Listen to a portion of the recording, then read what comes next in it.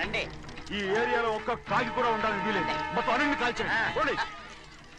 ఇదిగో చిన్న కాకులను దంపమన్నా బాగానే ఉంది. ఏ రంగు కాకులను చెప్పకుండా వెళ్ళిపోతున్నావు ఏంటి? కాకుల్లో రంగులా? నువ్వు ఈ జన్మకి పర్మనెంట్ కావు. కాకుల రంగులో ఉన్నానని నన్ను కూడా కాల్చేసారు రోయ్.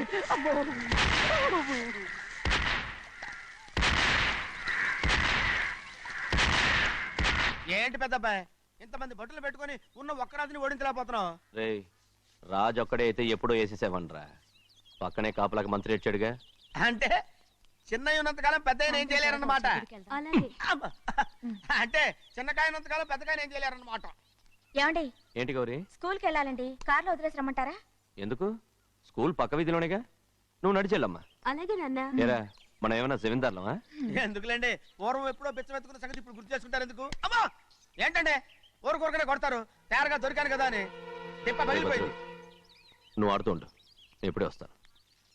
అలాగే మీరే నగలేకపోయారు, నేనేమన్నా పగలు తిస్తానంటే ఏంటో. రే నేను వస్తానుగా, ఏంటి అవసరం? అక్కకేటి అవసరం నాకేటి తెలుసండి. సరే సరే సరే, ఇదిగో తీసుకెళ్ళు. రే సాయంత్రం వస్తాను చెప్పు. అలాగే.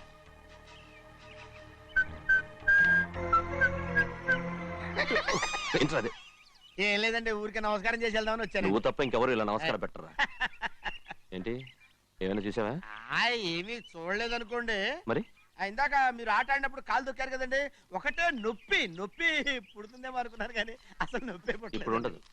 ఏమండే మీ తమ్ముడు గారు ఫటామని కొట్టేసరికి తల గిరగిర తిరుగుద్దేమో అనుకున్నాను, తిరగలేదండి.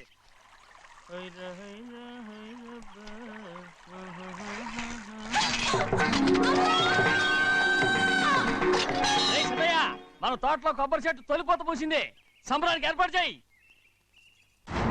మిమ్మల్ని చూడాలని వచ్చారండి. నన్నెవరూ చూడాల్సిన అవసరం లేదు. చెన్నయ్య బయటకు వెళ్ళాలి, బండిది. అయ్యా ఒక్క నిమిషం, అలాగని చెప్పమన్నారు. ఏమిటని అడుగుతున్నారు? ఆ చూపుకి అదేనండి అర్థం. మీ మనవరాలు పెద్ద మనిషి అయింది నాన్న. మన తోటలో కొబ్బరి చెట్టు పొత్తుకొస్తేనే సంతోషించారు. తమ కుటుంబంలో మొదటి వారసురాలు వయసుకొచ్చింది. ఆ విషయం చెప్పేద్దామని వచ్చారు. ఇది నా సొంత తోట, సంతోషపడ్డాను. అది నా సొంతం కాదు, దాని కన్నోడు సంతోషపడితే చాలు. మీరొచ్చి దీవిస్తే చాలు, నేను సంతోషపడతాను. ఎవరిని రమ్మంటావు? నన్న? అది ఆ ఇంటికి, అంతకన్నా చచ్చిపోమని చెప్పు. నాన్న, అంత పెద్ద తప్పు మేమేం చేసాం నాన్న? ఎప్పుడో చిన్న వయసులో నోరు జారి మాట్లాడినందుకు జీవితాంతం వెలివేస్తారా? జరిగింది మీరు మర్చిపోయి. ఎలా మర్చిపోమంటావు ఆ నీచమైన మాటల్ని? నా గుండెలు మండిపోతున్నాయి. అవేమన్నా మామూలు మంటలా, నీళ్లు పోస్తే ఆరిపోవటానికి? నేను ఈ మట్టిలో కలిసిపోయినా కూడా ఆ మంటలు చల్లారవు. ఎప్పుడో నా ఆస్తిలో సగం వాటా నీకు ఇచ్చేశాను. దాంతో నీ కూతురు చేసుకోవాల్సిన ముచ్చట్లు చేసుకుని సంతోషపడు. నేనేం చేసినా మీ ఆశీర్వాదం లేకుండా దాని ముచ్చట ఎలా తీరుతుంది నాన్న? దానికి అక్కడికి వచ్చి ఆశీర్వదించాల్సిన అవసరం లేదు. ఇక్కడుంది, నీ కూతురు బాగానే ఉంటుంది.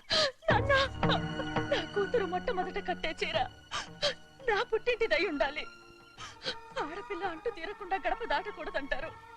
అది కూడా లెక్క చేయకుండా దాన్ని ఇక్కడికి తీసుకొస్తాను. మీ చేతులతో ఆశీర్వదించండి నాన్న.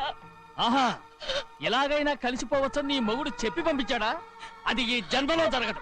కాదు, ఇలా చూడు, ఇది నేను పుట్టిన ఊరని, మీ అమ్మతో కాపురం చేసిన ఊరని ఈ ఊళ్ళో బతుకుతున్నాను. ఏదో వంక పెట్టుకుని ఇలా వచ్చి చీటీ మాటికి నా ప్రాణం తీస్తే నేను ఈ ఊరే వదిలి వెళ్ళిపోతాను. వద్దు నాన్న, కనీసం దూరం నుంచైనా మిమ్మల్ని చూసుకుంటున్నాను. ఆ సంతోషం కూడా నాకు లేకుండా చెయ్యొద్దు. ఇదిగో పెద్దయ్య, అలా వెళ్ళిపోతారేంటి? సంబరం అది చేయించమంటారా? అదే కొబ్బరి చెట్టు సంబరం చేయించమని మీరేగా చెప్పారు. ఊళ్ళో ఎవరేమనుకున్నా సరే మన మనసు తృప్తి ఇచ్చేది ఏదైనా తప్పకుండా చేసేయాలి కదా. కొబ్బరి చెట్టు గురించి చెప్తున్నారు. మన ఆచారం చెడిపోకుండా చూసుకోవాల్సిన బాధ్యత మనకు ఉందా లేదా అండి? మాట్లాడు. కొబ్బరి చెట్లు పోతుకొచ్చినాయి అన్నారు కదండి, దాని గురించి. మీ చేత ప్రేమగా కాస్త నీళ్లు పోసారు అనుకోండి, పిచ్చి తల్లి కళకళ్ళాడిపోద్ది. ఇప్పుడు కూడా కొబ్బరి చెట్టు గురించే చెప్తున్నారు. మరే హాయ్ ఏంటంటే ఆలోచిస్తున్నారు? సంబరం అది చేయించమంటారా? నా మనసు ఏం బాగలేదు. ఆ సంబరం ఏదో నువ్వే చేసినా.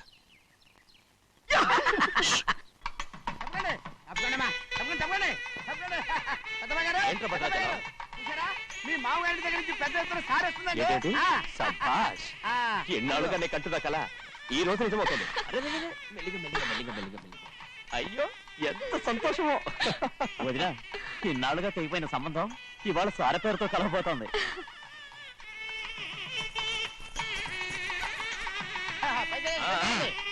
చూసావా?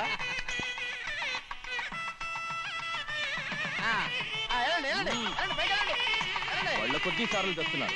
ఎంతైనా గొప్పవాడు గొప్పవాడు. ఆ, ఆ.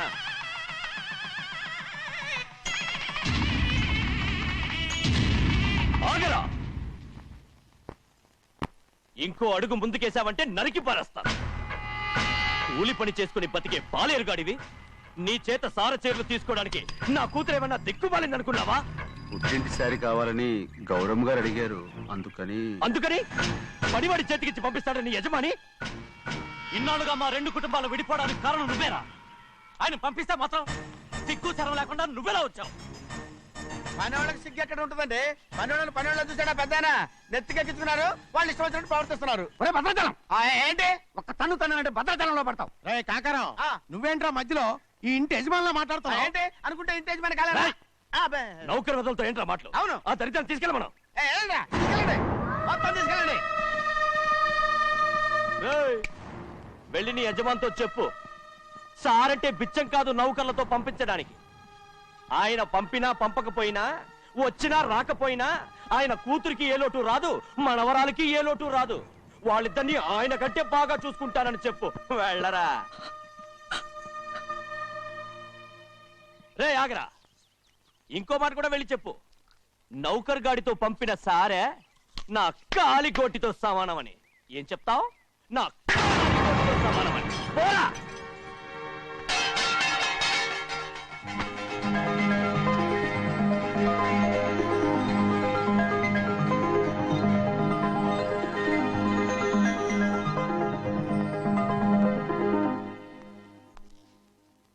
నువ్వు నౌకర్ వట్రా?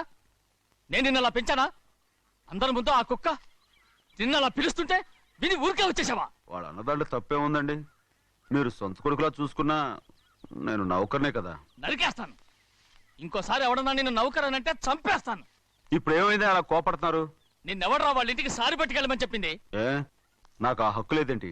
ఈ ఇంట్లో నీకు అన్ని హక్కులు ఉన్నాయి, కానీ ఆ ఇంటికి నువ్వు ఎందుకు వెళ్ళావని అడుగుతున్నాను. మీరేగా సంబరం చేయమని చెప్పింది. రేయ్, రేయ్, ఈ నాటకాలన్నీ నా దగ్గర ఆడద్దు. నేను అన్నదే పూతకొచ్చిన కొబ్బరి చెట్టు గురించి. నేను మీ మనవరాల గురించేమో అనుకున్నాను. ఊరికే దబాయించుకో. నువ్వు చేసింది తప్పే. నేను చేసింది రైటే. సంపేత్తాను నిన్ను. ఎదురు తిరిగి మాట్లాడావంటే